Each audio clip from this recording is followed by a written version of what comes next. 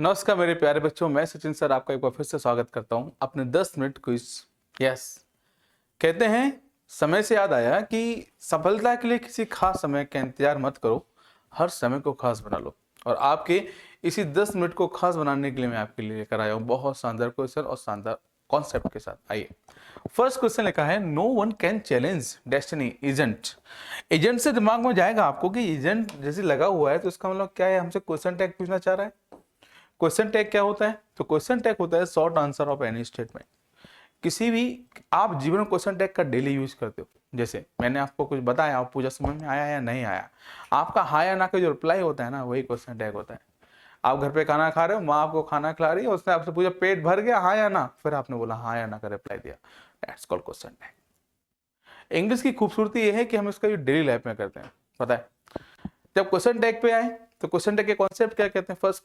First concept कहता है, if the statement is positive question tag negative, if the statement is negative question tag positive. दोनों एक दूसरे के वाइस वर्स अपोजिट होते हैं। क्लियर? जैसे ये नो वन लिखा हुआ है, सेंटेंस नेगेटिव हो गया नो वन से, तो हमारा क्वेश्चन टैग कैसा होना चाहिए था? पॉजिटिव। है कैसा? नेगेटिव। आंसर गलती किस पार्ट में थी? सी पार्ट में। लेकिन गलती को करेक्ट कैसे करना है? सही तो आप आंसर शीट में जाके देख सकते हो। कॉन्सेप्ट क्या है समझो। कॉन्सेप्ट कहता है जैसे कॉन्सेप्ट कहता है सब्जेक्ट ऑफ, सुनना मेरी बात को, सब्जेक्ट ऑफ स्टेटमेंट क्या हो सकता है? सब्जेक्ट ऑफ स्टेटमेंट जैसे every, some, any, no, one या बडी। तो everyone, someone, everybody, anyone, anybody, someone, somebody, no one, nobody. Subject of statement. Subject of question tag क्या बनेगा बालक? आसान है, दे। क्लियर है? सब्जेक्ट ऑफ क्वेश्चन टैग क्या बनेगा? दे बनेगा। तो यहाँ पे नो वन लिख के आ रहा है, no one nobody. Subject of question tag क्या बना चाहिए? यदि यदि यहीं पे समथिंग, एनीथिंग, नथिंग, एवरीथिंग हो जाता तो subject of question tag it हो जाता। क्लियर? क्योंकि वो नॉन लिविंग होता। Something, anything, nothing, everything. Clear? अब देखिएगा, अब देख लीजिए, वापस आते हैं। इसको करेक्ट करने के लिए हमको क्या करना पड़ेगा? अभी तो आप कर ही देंगे, क्या करेंगे बताओ बच्चे? क्या होगा गलती? कैसे इसको करेक्ट किया जाए? तो सर इसको करेक्ट करने के लिए हम क्या करेंगे? Are they. I hope you understand. क्यों? बिकॉज सेंटेंस नेगेटिव है, पॉजिटिव बनेगा। क्लियर? दे आएगा और दे प्लूरल होता है इसलिए क्या आएगा? आ रहा है। जैसे one question, everyone has come. अब मैं आपसे पूछूं इसका क्वेश्चन टैग क्या बनेगा? सर आप बोलोगे सर मजाक कर रहे हो, अब तो हो ही जाएगा। क्या होगा बताओ? Haven't. I hope you understand. समझ में आ रहा होगा आप। नेक्स्ट देखिएगा। चलिए नेक्स्ट क्वेश्चन आपके सामने ये रहा। Is not I who is to blame.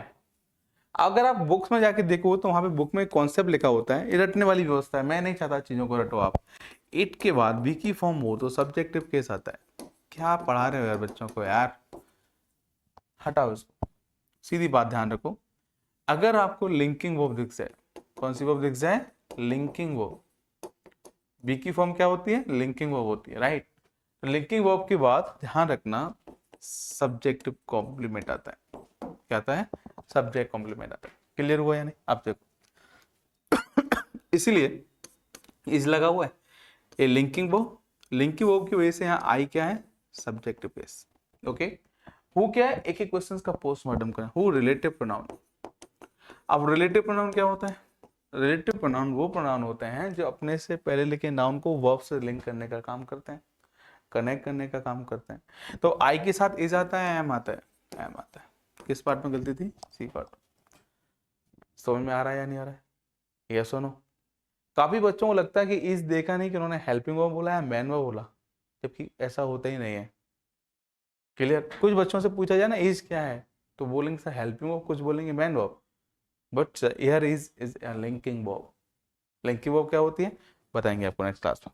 Next देखिए, हाँ अगर आपको जानना है तो कमेंट कीजिएगा, सर लिंकिंग वर्ब बता दीजिए। ओके नेक्स्ट, क्योंकि मैं अभी आपको क्वेश्चन सॉल्व कराने आया हूँ, क्वेश्चन के कॉन्सेप्ट बताने आया हूँ। ओके, जो जो कॉन्सेप्ट बीच में आता जाएगा मैं आपको बताता जाऊँ, you don't worry about it. और अगर अलग से आपको कोई डाउट पूछना है आप कमेंट कीजिएगा, हम आपको नेक्स्ट क्लास में बता देंगे। Next, the last thing that, okay, the last thing that the fond mother give her only son was his blessing. अब बताओ क्या होना चाहिए? द लास्ट थिंग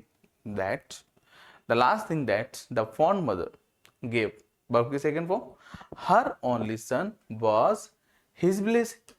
अब बताओ मदर कौन होगी? बताओ मदर कौन है, ही या सी? सर मदर तो सर सी है। यस, सी का ऑब्जेक्टिव केस क्या होता है? सर हर। और सी का पॉजिटिव केस भी क्या होता है? हर होता है। ओके, तो यहां जरूरत किसकी है? पॉजिटिव केस, और वो भी मदर के लिए, तो हिज आएगा, हर आएगा। मजाक हो गया? हुआ या नहीं हुआ बताइए? हो पाएगा या नहीं हो पाएगा? मैं चाहता हूं क्वेश्चंस को रीड करो, आप खुद भी रीड कीजिए क्या लिखा हुआ है। क्वेश्चन रीड कीजिएगा जल्दी से, क्या लिखा हुआ है? I was surprise and please when I was inform of me winning. Complete नहीं किया, I winning the game, winning the first prize, कुछ भी कर सकते हैं। Okay, winning the first prize कर देते हैं।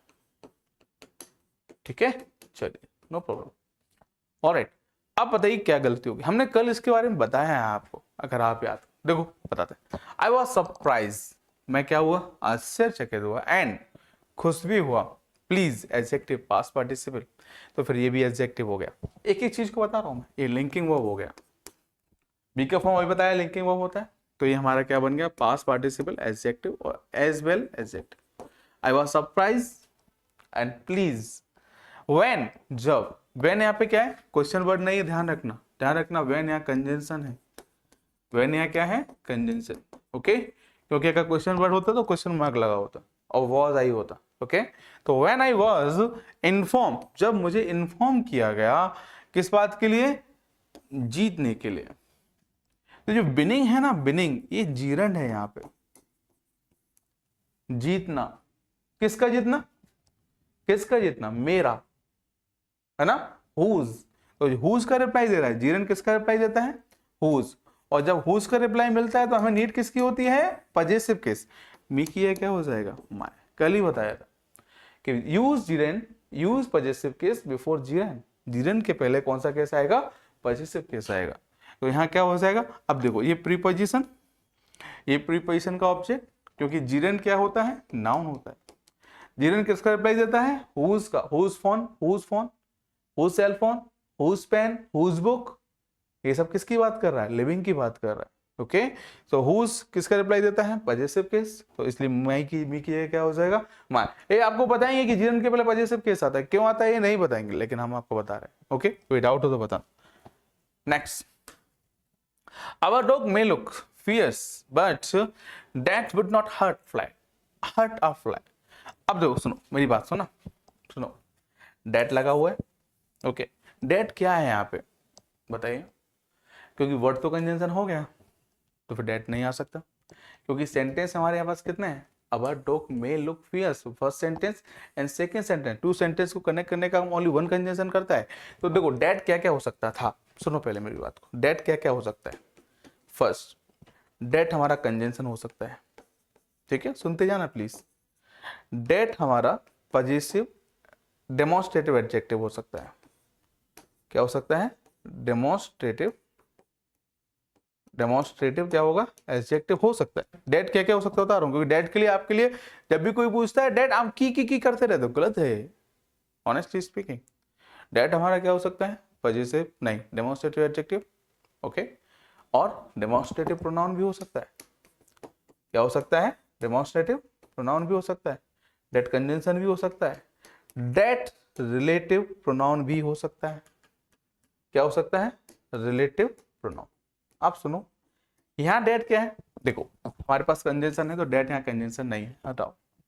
ठीक है, डेट बुक, अगर मैं डेट बुक लिखूंगा तो अब डेट हमारा क्या होगा? डेमोन्स्ट्रेटिव एडजेक्टिव होगा। लेकिन यहाँ तो डेट के बाद तो कुछ है ही नहीं है। डेट के बाद सीधा आपने हेल्पिंग वर्ब लगाया है, इसका मतलब डेट आपने किसकी तरह यूज कर रहे हो? सब्जेक्ट की तरह। क्लियर? और सब्जेक्ट क्या होगा? नाउन या प्रोनाउन। Got it? नाउन या प्रोनाउन। तो इसका मतलब ना डेमोन्स्ट्रेटिव एडजेक्टिव, ना कंजंक्शन।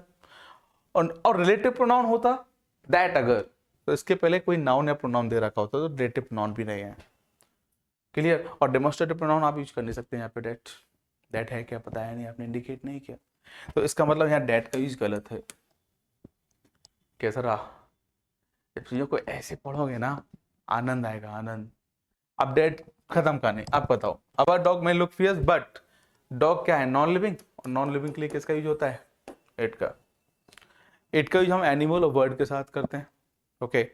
नेचुरल फिनोमेना के साथ करते हैं, डे और डेट टाइम के लिए करते हैं। समझ में आ रहा है? क्लियर हुआ या नहीं बोलना, ये सुनो। तो यहाँ पे डैड की प्लेस पे क्या आ जाएगा? इट। ओके। सो आपको क्लास कैसा लगा प्लीज जरूर बताइएगा, है ना? मजा आया क्लास में या नहीं, अपडेट जरूर दीजिएगा। कोई डाउट हो तो कमेंट कीजिएगा। आज के लिए इतना ही। Thank you so much. Daily 10 minute show देखते रहिएगा, अपना ख्याल रखिएगा और देखते रहिए Sachin sir show power by Ravindra IAS। Thank you, धन्यवाद।